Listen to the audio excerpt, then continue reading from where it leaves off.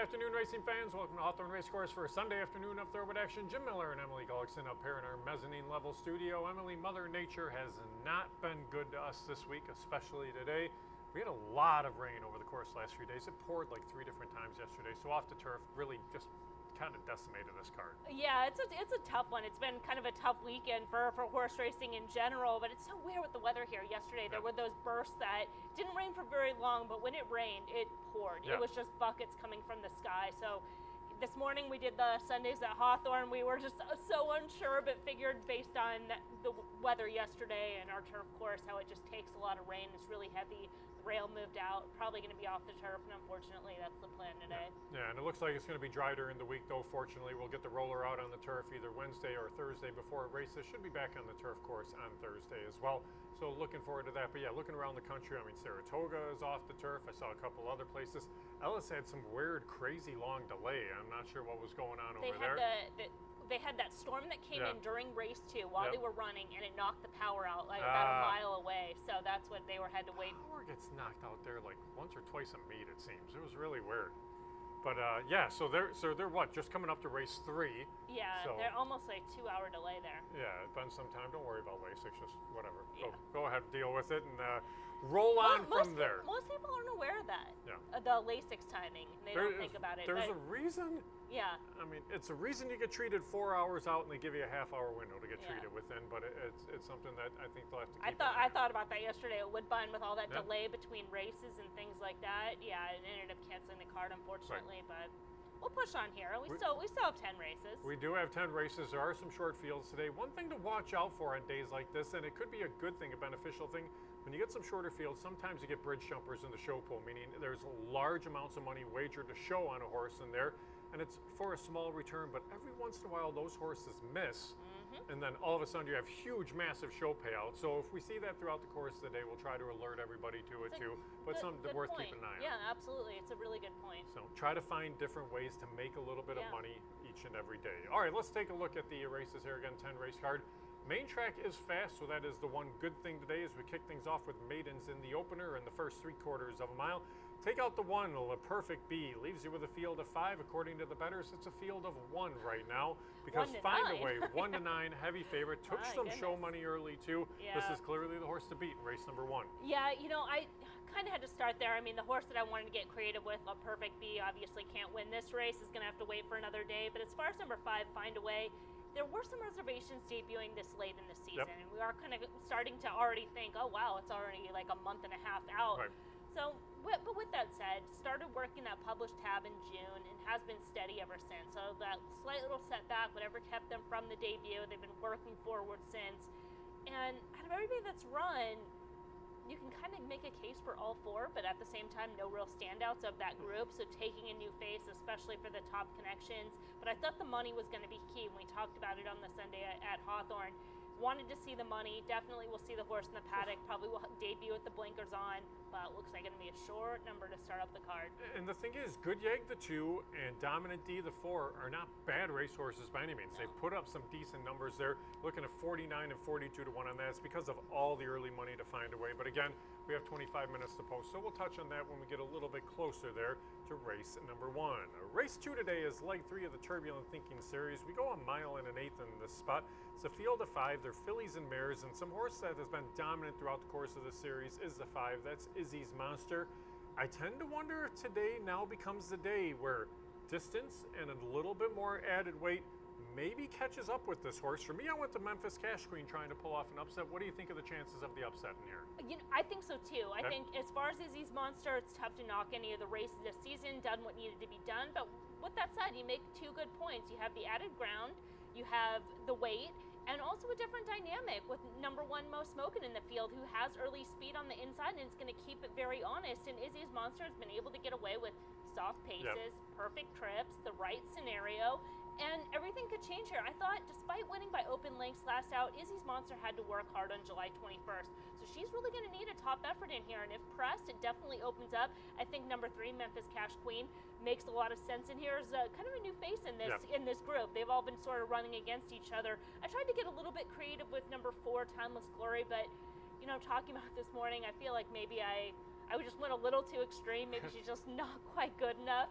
But, you know, you never know. I mean, if a couple horses set back or the 9 furlongs is a hurdle, could get there. But to go back to your main question, I think Izzy's Monster could get beat today. Yeah, and Izzy's Monster is going to be a heavy favorite. I laid the horse at 2 to 5 in the morning line, and the way the horse has been bet the last few races, probably going to take that action again. But again, Memphis Cash Queen coming in off a 10-length score. You pick up Rachel Slavinsky in the saddle, who's been riding well. You get 9 pounds from the favorite here, and that could make a difference over the course of the mile in NA. So see what the trip is and see if we can get a little bit of an upset there in race number 2 as well. And then just before we move on to race 3, I will point out that it is pretty short double early on, 5 to 5. So likely to be a heavy favorite 210, 220 doubles probably yes. there. Heading in. All right, race 3 completely changes coming off the turf. Our stake race on the card, the Illini Princess Handicap. I was curious, first of all, to see which race White Lies was going to go in because this horse is able to enter in the stake in another race on the same card and then make their choice. They are running in the race a little bit later on in the day, the sprint race. So for this route going on mile 16th, it leaves you with a field of 4. I'm not sure if Katie My Lady is quite the standout here. She can run well on the main track. She has speed. But Journeyist, I think, is okay on the main track. Trail Ridge Road has had some past success on the main track, but it's just going to be a question of how much action Katie My Lady takes on dirt. Yeah, and with Katie My Lady, I mean, I think the biggest advantage is the pace, that she has early speed, and even with the surface switch, I think that actually moves her up in today's race, being able to get out there and clear. Number 2, Trail Ridge Road, I think is versatile, I think is in the right spot, and could beat Katie My Lady. I just don't know how. What type of trip is she going to get? Because I don't think she can run with her early on. Journeyist is a stablemate to Katie My Lady, so they're unlikely to duel. They're not unlikely to duel. Maybe Journeyist tries to sit up and try to run second. Michelle Boyce runners have been running lights out and very live in here. And then as far as Wanda Strong, I mean, showed speed last out, but had a lone trip, and she's definitely not going to get a lone trip with Katie My Lady. Might just not even be quick enough to make the lead, and then she could be in trouble. So initially, I was going to try to play against Katie My Lady. The surface switch, the way things change, I think she's going to be really tough in here. This could be one of those bridge jumper type of horses Yeah, as well. I think so. Oh, yeah, absolutely. Yeah, so we're taking a look too. But yeah, she's had success on the main track. She does have a main track victory. She's ran well last year, last August, in the peach of it on the main track, and Journeyist actually defeated her in that spot. So we'll see how things unfold for her, but she is your 2 to 5 favorite in the morning line. But yeah, definitely a pace edge there in the Illini Princess. Race number 4 today, $5,000 claimers, now winners of 2 in the 4th. It's a field of 6 to line up in this spot. Written Consent scratched out of a spot last week for this spot here today, and I think this is a horse that's probably sitting on a decent effort. The question is, can you overlook the last couple, because they were not good, to get back to the spot here, which with a little bit of class relief seems to make the horse pretty tough. I think that's the right move. I mean, some of those trips were kind of subtle just as far as the race shape, saving ground, up close to fast paces, turf to dirt, I think is a positive move. That shows intent. I would have picked her on Thursday, so I'm picking her in this spot. I think makes a lot of sense. Should be able to sit right off number 2, Lost Sunset, number 4, Sapphire Nights. Both those horses have early speed, so should be able to get first run. And that's kind of the way that I saw things too. I think Lost Sunset and Sapphire Nights are 1-2 the whole way around. This is the horse that runs by him late. I think those two could hold on for 2nd and 3rd in here, but I'm going to look and see kind of how things unfold for Written Consent. If the horse is ready off that little bit of a kind of downtime, I guess, more than anything against tougher company, I think that's the horse that runs by them there. I'm going to try to get Sequoia in underneath. Yeah, we'll see if that one can. Just kind of turn things around. Had some crazy ideas lately that haven't worked out. I'm just going to pedal to the metal, and eventually it's going to come back around. Sometimes you have to, though, and it's worth just kind of saying, hey, if these are your spots that you think are the ones that are just the best horse to stand out in the race, stick that way, and then move forward. All right, race 5 comes off the turf, 5/8 of a mile on the fast main track, 13-5 claimers. Take out the speed of the 3 Dragon Drew, take out the closing kick of the 7 Grand Hideaway, but also take out the 2 horses that were going to take a lot of the action in this spot. It opens things up a little bit. Family Tradition is who I end up scratching into. Dino's Dixie is a horse that could be tough, but I'm guessing they may have wanted turf. But this just becomes a little bit tougher race now on the main track. I was just going to say number 6, Dino's Dixie. Let's move on to the next race. So we created more storylines than I thought, but I think Dino's Dixie is going to be tough in here. And from a pace standpoint, I mean, take out the other speed. Dino's Dixie has no excuse. Should be lone speed in here, have every chance on the front end. Steve said this morning they were, obviously looking for the turf, but they were going to run regardless. This horse is doing well. And again, just kind of comes down like Katie My Lady, just could have a pace advantage, and then that's it. My only question mark with the horse was how it was going to handle a conventional dirt surface, because it's synthetic races or turf races aside from one race at Plain Ridge where that was a 5th place finish and the horse made the lead and backed up out of it. That was my only concern. Family Tradition's a horse that's just been on the main track. It's run well on the main track. You're coming in out of allowance races into the spot. Cody Rosine's had a good meet. And again, with the scratches, I think maybe this one can wear him down late, but you're right. It comes down to pace, how the track plays, and see what happens if Dino Dixie just wires the field there in race number 5. And we'll be able to get a few races to kind of get a feel about how things are playing and some of those turf horses that are handling it. Because you know, it's a good point. I think sometimes when you're low in speed, at least you don't have to worry about kickback, which is a big thing with turf horses. But still, they have to be able to stand up on it and not have their feet hurt, which you don't know until you're one furlong out, and then you know you're in trouble or the race is over. Well, unfortunately, you get some works over the main track, so that's something that is beneficial too. It's not like you're just shipping in one drill and go. This is a horse that has been working here at Hawthorne as well. Race 6, $50,000 optional claimant allowance company in the 6th. They go 3/4 of a mile. And in this field of 6, this is a really good competitive bunch. You get a horse in First Hill who's been running so well of late, but you have the speed of Percy, Beehive, who's been ultra consistent, Wilma Mankiller, who I think is rounding back into form too. I think this becomes a good race. And then you get White Lies, who scratched out of the stake into the spot, and Long Tall Woman, who's run well at Hawthorne too. This is a very good race for the 6th. This is an excellent race. I mean, top to bottom, every horse could win this race. Yeah. I think this is another one that's going to come down to trip. And looking at the plot, there's a scenario where you can get that bunched up group of horses with Wilma Mankiller on the inside, Long Tall Woman coming off the layoff, First Hill, who's been sitting close and getting those perfect trips, Percy, who's super quick, who's drawn outside of that group, so she's got to go. Beehive will probably try to stalk and pounce, but again, another horse that has some tactical speed. I think it sets right up for White Lies. I'm glad that they're going to run in this spot. I thought the other spot just didn't really suit. Makes a lot of sense in here, and there is a scenario where she gets a trip. You still need price compensations. You're talking about a closer and then see how the track is playing, but I'm going to give White Lies a look in here. And I think you're going to get a price in here just because of how good First Hill's been, because we know Wilma Mankiller is going to take money, and Percy and Beehive both have. So I think you get your price, but yeah, it's a very good bunch. You're right. You can make a case for anybody there in race number 6. In the 7th, off the turf, a 1 mile and 70 yards on the fast main track. MTO is drawn into this spot. Could very much be the key, as we're going to take out the 1, the 3, 6, 7, 9, and 11. I stuck with the 2 Lady Mercedes in here, as this one stays in even though the race comes off the turf for trainer Grant Forrester. But the horse has run well on the main track in its career. But you have Serena that's in, Callie Sue that's in, and then the others that stay in this race. How do you see things unfolding on the main track for race 7? I think the pace complexion it's kind of muddy. It's one of those red plot fits where it's just going to come down to a rider's race, right? You have some horses that have been able to show early speed, but not always. Number 12, Starina, I think obviously moves up as a main track only, but also moves up from the most recent start at Horseshoe Indianapolis. Had legitimate traffic trouble in there, showed a lot of run, probably cost a better position. This is the spot that they're looking for. Should have a class advantage in here. So trip-wise, when you have that class edge, you can kind of maneuver a little bit and work out a trip. The other one I moved into was number 8, Off the Lamb, who I really liked on either surface, and I think getting back to the main track is worth another try. Obviously, they were looking for the turf. That's where they've had success this season, coming back from an excuse in the most recent start, projecting to improve. But also going back to those races at Oakland Park, didn't run bad. It was just a horse that was still figuring things out, still a little bit green, needed some time. So worth another look getting back to the main track, and I like that they stay in. I think that's positive intent. Yeah, he's coming off a bullet work on the dirt at Ellis Park leading into this spot. So there is some intent there. Fossil Gutierrez has had success here at Hawthorne in the past as well. And I still think you'll get a decent price there on Off the Lamb in race number 7. In the 8th, $10,000 claimers in the spot. They go 1 mile and 70 yards. This is a good solid field here too. Field of 7 to line up, but some horses with some back class in this spot. Cool Quartet, the horse I laid as the 9-5 favorite, should be tough, but you have ahead of the game in here who ran well in their last out. Bia Leo's run well at Hawthorne in the past, but a good competitive bunch here for the 8th. And this is a tricky race too, and part of the trickiness of this race is number 1, Lavender Earl, who's coming back off the layoff. Because if Lavender Earl shows early speed, that changes the race complexion, makes things a little bit tougher on ahead of the game. But you never know coming back off the layoff. The horse could break slow. They might decide, oh, we just need a race. We're not really going to try to. You know, there's kind of those unknowns. But if he comes back and runs that race, can push ahead of the game. Cool Quartet should be sitting right there looking for that first stock and pounce trip.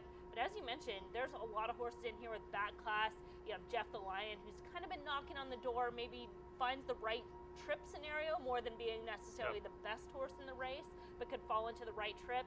Same thing with Bialia, could find the right scenario in here that I think makes a lot of sense. I went to number 4, Bialia and Cool Quartet. I thought they'd get the trip, but this is a race I could definitely shift things around based on what we're seeing early on and how the race plays out. There's a lot of ways to go. Yeah, I'm on Bialia in this spot as well. Lavender Earl, like you mentioned, is the key horse of the race. That horse has to go if Head of the Game is loose and lonely on the lead. Completely changes the entire complexion of the race. But if those two do go, Bialia should be able to settle back and just kind of grind things out in the lane. And the horse has done so in the past and done so with some success. So we'll see if that's the case there in race number 8. All right, in the 9th and the 10th, there's only 4 left over off the turf in each of those, 5.5 furlongs. So we're not going to spend a ton of time on these 2 races. But race number 9, you get the Candy, who's probably going to be a heavy favorite now with all the scratches in here. I thought Frosted Eclair the 8 was a horse that could contend a little bit. Maybe it comes down to a 2-horse race in this spot, but I think those are 2 horses where I don't think there's a massive standout by any means. Did you see it any differently than those 2 being 1, 2 in one order or the other? I really didn't. Again, it's another one where it's a 4-horse field. It's going to come down to a rider's race. Frosted Eclair can often create her own issues out of the gate, and if she does, that should make things a lot easier on Get the Candy. Number 2, Allotrope. Kind of a wild card in here with the class change and the surface switch and drawn inside. Maybe play spoiler, but surprisingly, with 4 horses, you can make a case for any of them. So it's one of those 2 that you mentioned.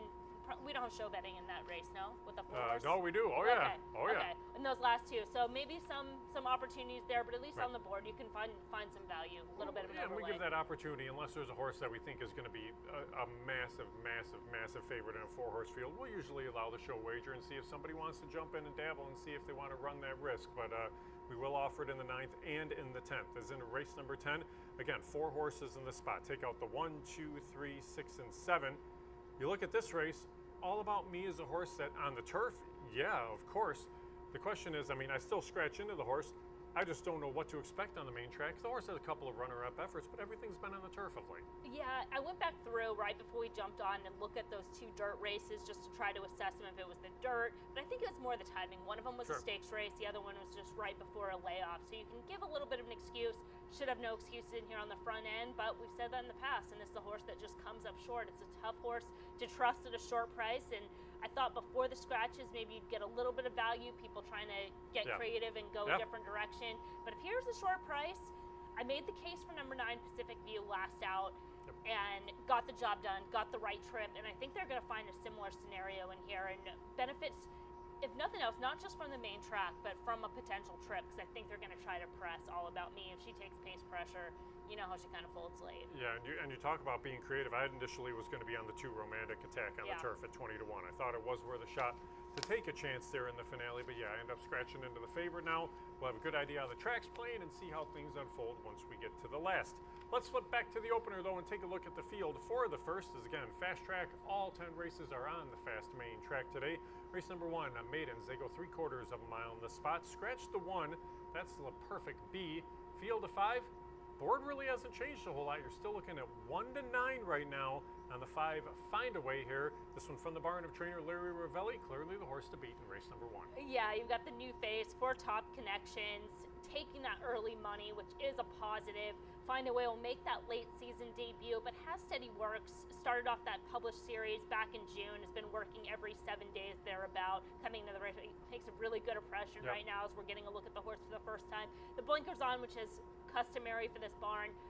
I think they're race ready in here. Looks like it's a short double going into the 5 in race 2, so seems very live. Would not be surprised with Find a Way breaking their maiden first out in here. Yeah, looks good in the paddock here. It's an interesting work pattern. You get some snappy drills, and then you get some drills that were just kind of just going along and very business-like more than anything. But yeah, you're debuting with the blinkers. The horse looks good in the paddock.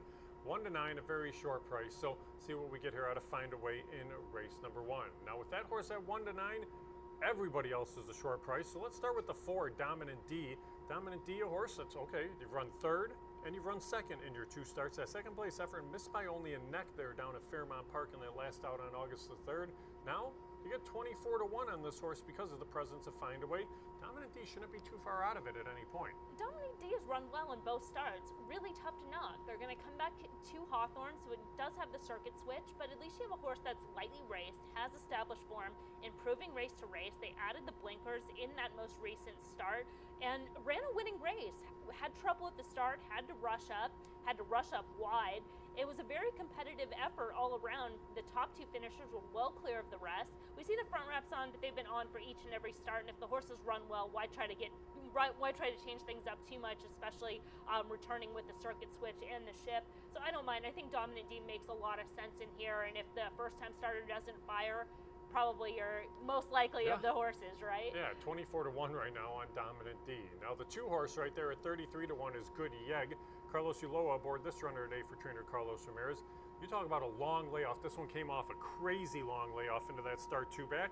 But then you've run 2 decent races. 15 to 1 and 8 to 1 in those 2 starts. You're looking at 33 right now.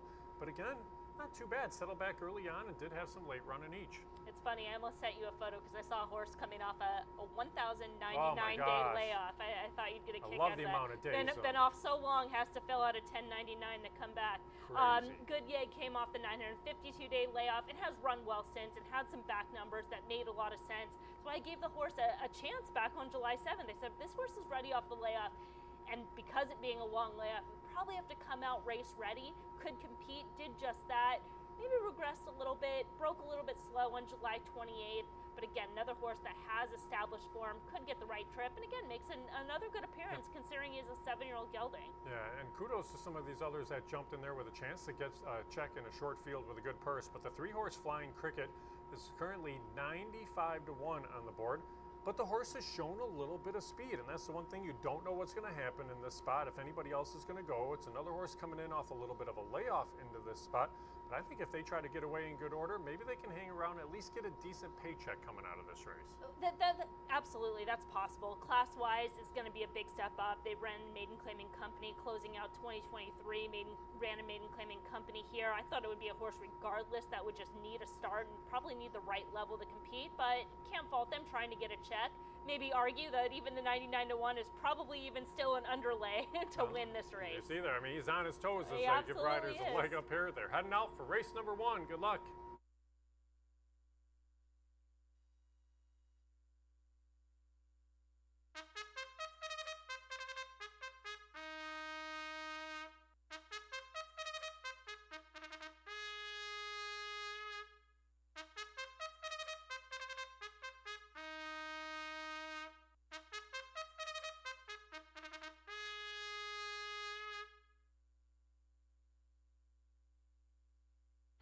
Coming on the track for today's first race here at Hawthorne. They'll go 6 furlongs on a fast track. Scratch 1, La Perfect B. Field of 5, no jockey changes, no overweights. Win, play, show, exacta, trifecta, superfecta. This race starts the rolling daily doubles, rolling pick 3s, the 50-cent pick 5, and the $1 place pick 8. They are parading. Here they are. 1 is Scratch. 2, Good Yeg, will be handled by Carlos Ulloa.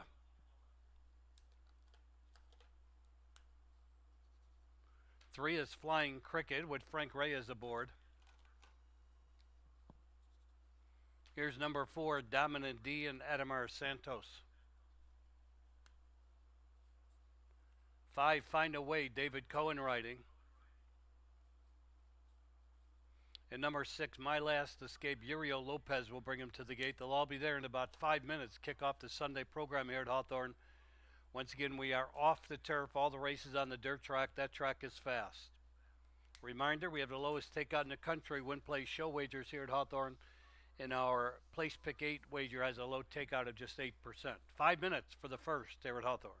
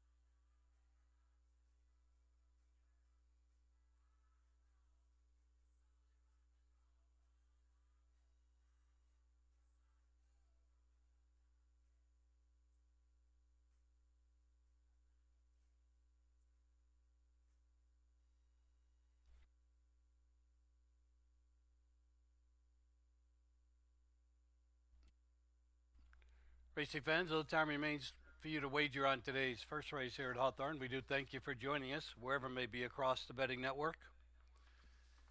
Right now, cloudy skies, pleasant temperatures. We are off the turf today. All the races on the dirt track. That track is listed as fast.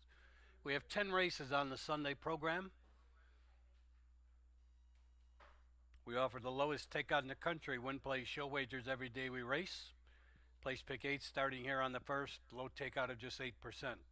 They're moving towards the gate. Final call for your first race selections, including rolling doubles, rolling pick 3s, the 50-cent pick 5, and the $1 place pick 8. Less than a minute.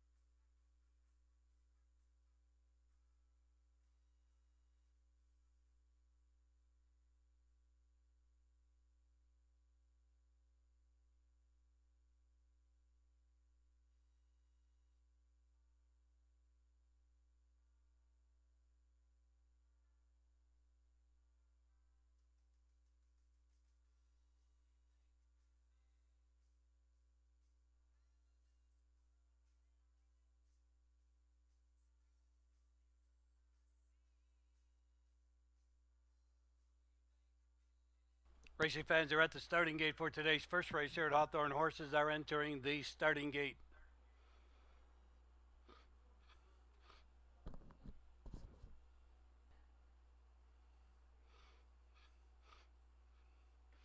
Two more left to go in, waiting for Dominant D and My Last Escape.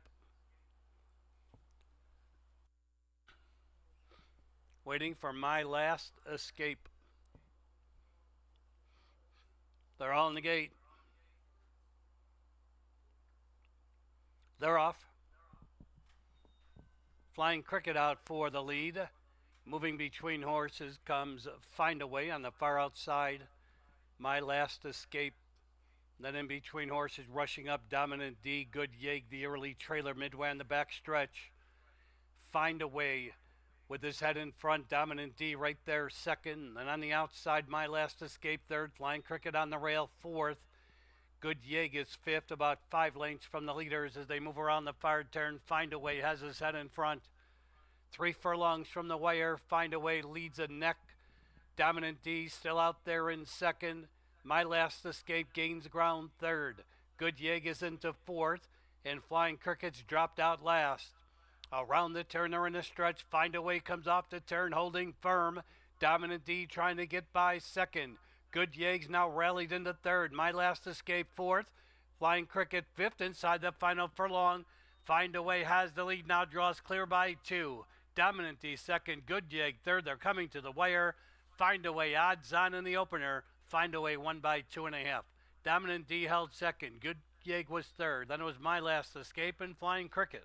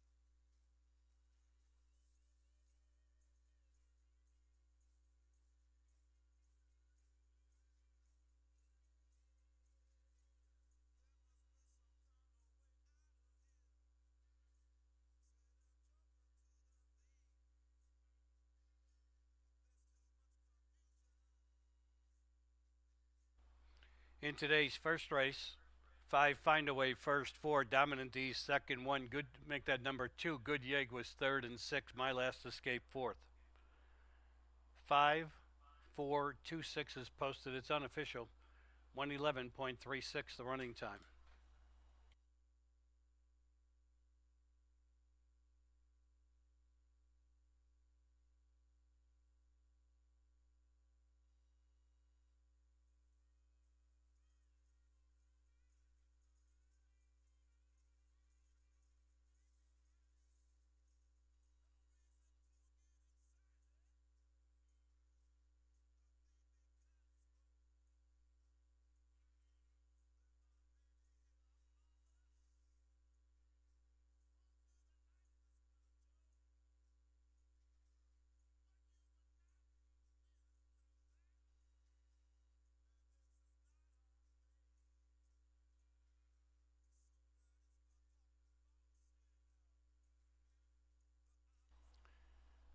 Returning the unofficial winner, 5 Find a Way.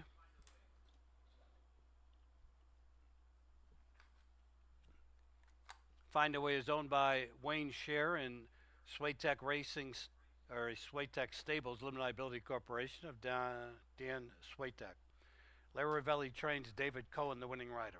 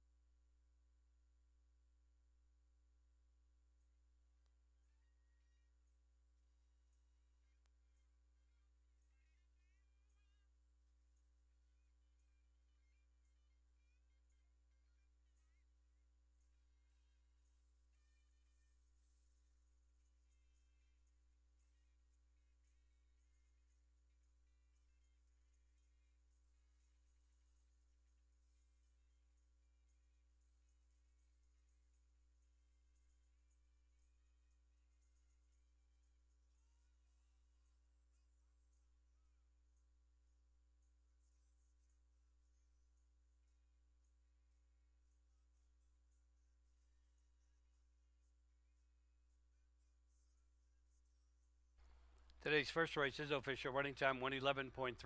The exactive 5-4, $2.20. That's the dollar payout. The 50-cent trifecta 5-4-2, $1.25. The 20-cent superfecta 5-4-2-6, 84 cents. The